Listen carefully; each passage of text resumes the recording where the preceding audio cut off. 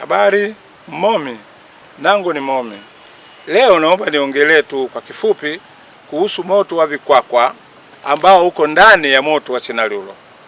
Moto wa Vikwakwa ni mdogo kwa sababu unatumika kwa ajili ya upatanishi. Na moto wa Vikwakwa maana yake vigunzi vya mahindi vikipukuchuliwa, yale mahindi vigunzi vinavyobaki huwa vinachotwa kadhaa vikawekwa pale chini kwa ajili ya kuwasha moto kipindi cha kupatanisha watu waliogombana, wanaotoka kwenye jamii moja, wana ndugu au watu waliotoka sehemu tofauti tofauti, lakini wamekutanishwa kwa Mzee Mkulungwa. Mzee Mkulungwa anachokifanya ni kuwasha moto. Moto unapowaka anapatanisha kesi, na lengo ni kwamba kupatanisha kwake kesi kule, moto kizimika na kesi iwe imeisha.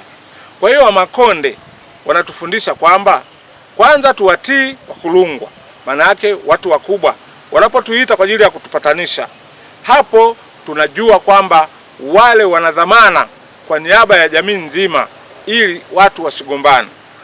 Kwa hiyo unapowaheshimu wale, maana yake unaheshimu jamii ile. Kwa hiyo utakuta heshima inasababisha watu kupatanisha magomvi, na ugomvi unakuwa unaisha moyoni. Wakishazungumza pale, kila kitu kinakuwa kimeisha. Leo tunakumbushwa mimi na wewe, tukipatanishwa na wakubwa wetu, basi tuwe tunamaliza kesi moyoni na tusiendeleze tena jambo lile lile lililopita kama wanavyoendeleza watu wengine wabaya. Asante.